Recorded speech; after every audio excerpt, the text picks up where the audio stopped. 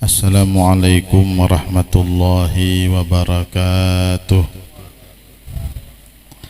Bismillahirrahmanirrahim. Alhamdulillah.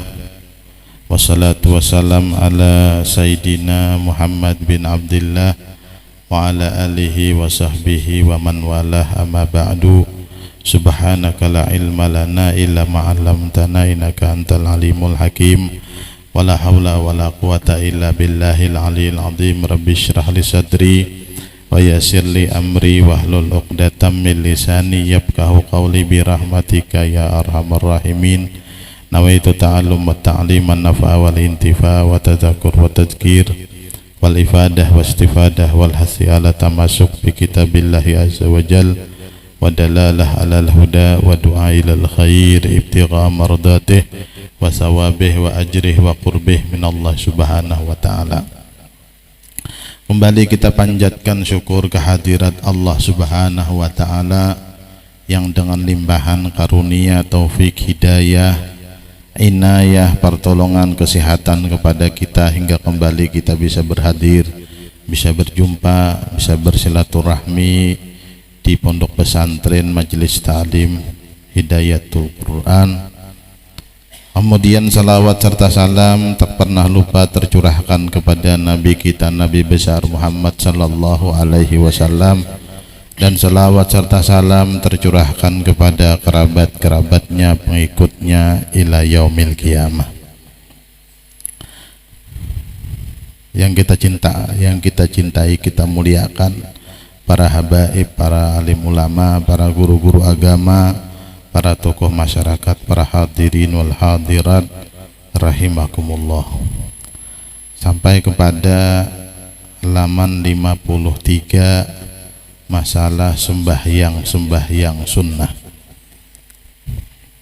Jadi di sore yang berbahagia ini kita akan membahas sedikit yang berkaitan tentang sembahyang sunnah. Sembahyang sunnah terbagi dua. Jadi sembahyang sunnah itu ada dua bahagi, ada dua macam. Yang pertama disunatkan berjamaah. Jadi sembahyang sunnah itu ada sembahyang sunnah yang dianjurkan di dalam agama untuk dikerjakan dengan berjamaah. Maka anjurannya untuk dikerjakan bersama-sama orang banyak. Jadi diharuskan, disunnahkan untuk mengerjakannya berjamaah. Itu yang pertama. Nanti ada beberapa sembahyang dicontohkan di sini, sembahyang apa aja yang dianjurkan untuk dikerjakan dengan berjamaah. Istilahnya kada digawi saurangan di rumah. Kemudian yang kedua, tidak disunatkan berjamaah. Tidak ada dorongan kesunahan untuk dikerjakan sembahyang itu dikerjakan ramai-ramai di orang banyak, tapi dikerjakan sendirian-sendirian. Kemudian sembahyang sunnah yang disunatkan berjamaah. Jadi sembahyang apa saja yang disunatkan digawi dengan orang-orang banyak atau berjamaah. Yang pertama, sembahyang hari raya Adha dan hari raya Fitrah.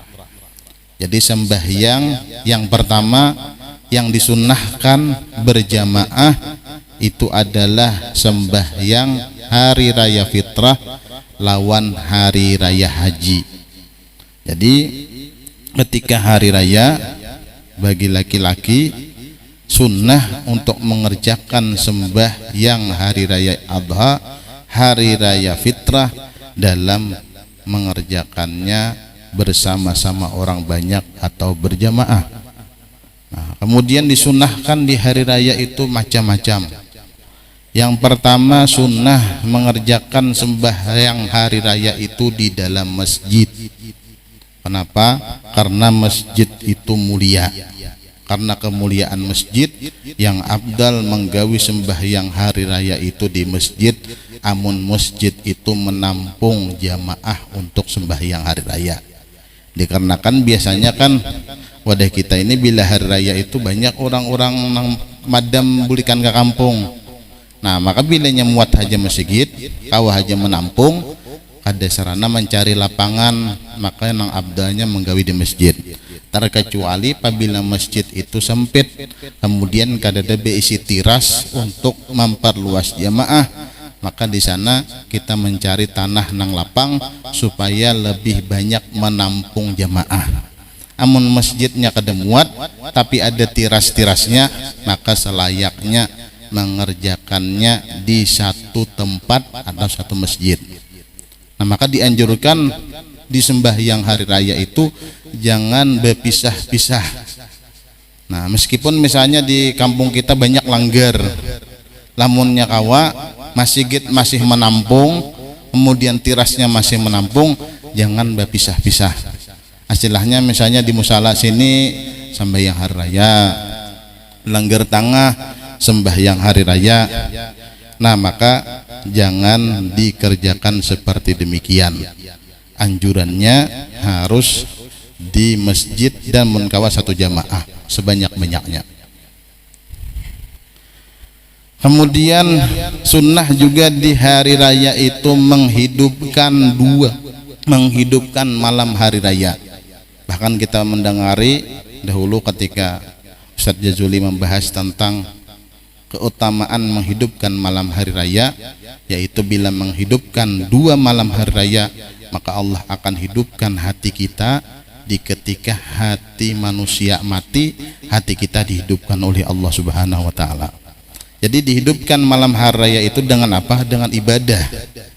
Nah, kada lawan balaladuman kada lah, atau marcun-marcunan kada. Nah bahkan sebahagian ulama kita kan seperti ulun pernah mendengar videonya Abah Guru Sakumpul sidin keras masalah marcun. Nah, tapi ala kulihal yang penting adalah diisi lawan ibadah. Dan kita mendengar juga ketika Ustaz Jazuli menjelaskan sepaling kurang menghidupkan malam hari raya fitrah, malam hari raya haji, yaitu mengerjakan sembahyang isya berjamaah, sembahyang subuh berjamaah. Itu paling kurang. Namunnya kada sama lamanan baca Quran itu abdal lagi. Nah, itu adat istiadatnya orang hadral maut. Bila inya sudah jam 12 malam, maka kumpulan sabudataan santri kemudian membaca Quran sampai subuh. Jadi kada beguringan malam hari raya, khusus membaca Quran sampai subuh. Tapi disalang pang biasanya. Nah disalang lawan takbiran, kemudian ada juga diunjuki minuman, diunjuki karupuk, ulatih. Pokoknya sampai subuh tuh buntu parut. Nah meminumi ulatih lawan minum minuman lawan memakani ulatih semalamanan suntuk. Mulai jam 12 biasanya start sudah pemula sampai subuh. Nah, itu adat orang Tarim menghidupkan 2 malam hari raya. Menudah kita nih nang banyak lah bermasakan lah. Nah masakan yang bermasakan ti masih bagus gitu nah bakumpulan pada kakawanan. Nah cuman ngalih ini berdiskuan sambil nah itu belain udah kita nih sedikit indah gedaguman bila malam hari raya harusnya dihidupkan lawan ibadah.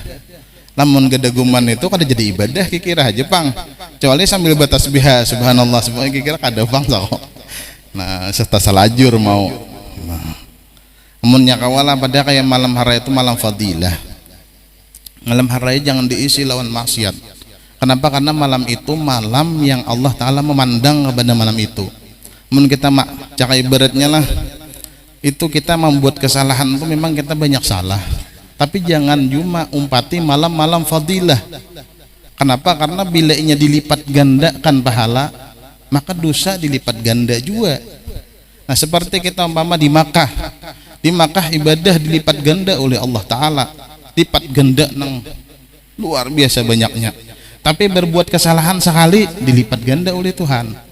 Nah demikian juga kita malam bulan puasa kita umpamahan, mohon maaf pangalih umpama mau warung nih di bulan puasa, apa lain munnya karena malam Lailatul Qadar dosanya lawan malam biasa dilipat gandakan sampai 1000 bulan. Jadi dosanya tak catat sampai 80 tahun. Bapian bayang akan dimapa minta ampun 80 tahun baulah dosa. Nah jadi amunnya kawa tadi di malam-malam fadilah, amunnya bermasakan ya kada apa, amun inya mah hidup apa karanya ibaratnya kan kebiasaan kita di sini perkara-perkara yang ibadah itu kan, nah apalagi nama khatamakan Quran di malam haraya itu sulit ya, minimal jangan berbuat maksiat di malam-malam nang fadilah, takut kalau digendakan Allah Ta'ala dosanya. Nah sehingga kita sulit untuk meminta ampun daripada dosa-dosa yang diperbuat di malam-malam fadilah. Kemudian sunnah ulang di hari raya itu mandi, mulai masuk waktunya mulai tengah malam. Mandi hari raya, apabila masuk mandi hari raya masuknya mulai pertengahan malam, nah, sampai kaina akhir daripada hari raya. Nah kemudian pulang sunnah di hari raya berwangi-wangi, menukar minyak harum sunnah. Nah cari minyak harum sama lawan hari Jumat. Kemudian watazayyun, sunnah di hari raya kita berhias, tapi berhias secara islami, bakopiyah nang baik, baju nang bagus. Nah jangan ujar abah bahari, jangan memilih baju nang balang macan. Nah, jangan. Memang sunnah berhias, tapi jangan junang model kayak bebelang lento. Nah jangan ujar abah. Nah apalagi bata tulisan nang macam-macam jangan juga. Nah kenapa? Karena waswis kan orang yang di belakang membaca tulisan yang di belakang pian. Nah sunnah raya.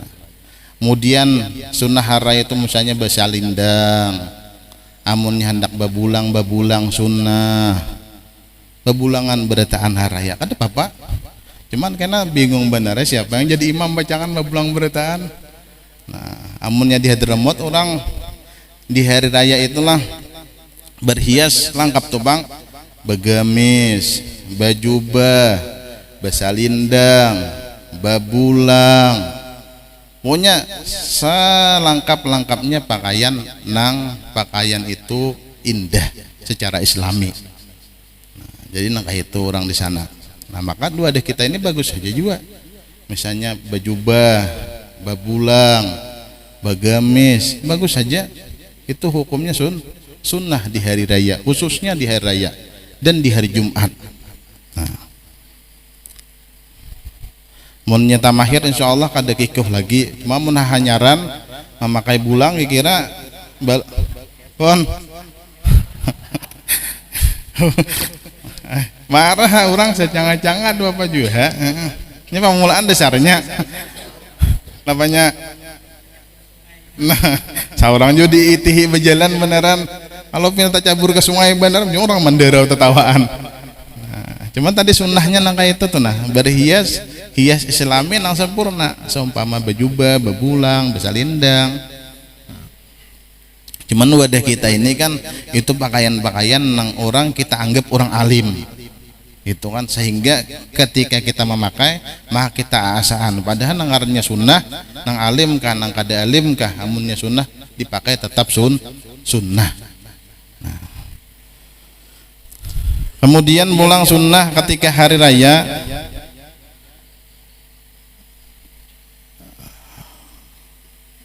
bersegera berangkat ke masjid, sunnah ketika hari raya berdahulu pada imam. Kemudian berjalan ketika hari raya, kemudian memperbanyak sedekah ketika hari raya, sunnah. Kemudian makan sebelum hari raya, sunnah. Sebelum hari raya fitrah lah, sunnah makan. Nang sunnahnya 3 biji tamar, maambil nang ganjil. Bila sekurang 3, 5. Nah, asal jangan 99 ha. Sampai gentang 99. Tapi luar biasa lah. Kita ada membaca riwayat habaib yang luar biasa tuh, nah salah seorangnya ngarannya Habib Ahmad bin Muhammad Sahibus Syaib. Beliau kalau makan tamar itu betis sidin tapal lawan biji tamar. Jadi bila sidin makan tamar, betis sidin mun sidin basila tinggalam betis lawan biji tamar. Kira menesa gentang salabih. Ayo biar kada sedikit makan tamar, tapi dihitung sidin kena bigiannya satu-satu sidin sampai yang 2 rakaat setiap sebiji tamar. Nah itu kita nang kada kawa. Nah, makan gak wajib begamatan. Nah, cuman menyamai di situ ada kamar. Jadi itu sunnah ketika hari raya. Nah, kemudian waktunya tadi mulai timbul matahari sampai kepada gelincir matahari. Niatnya ku perbuat sembahyang sunnah hari raya Adha atau hari raya fitrah 2 rakaat karena Allah Ta'ala. Lafaz niatnya usalli sunnata idil adha atau idil fitri rakataini lillahi ta'ala.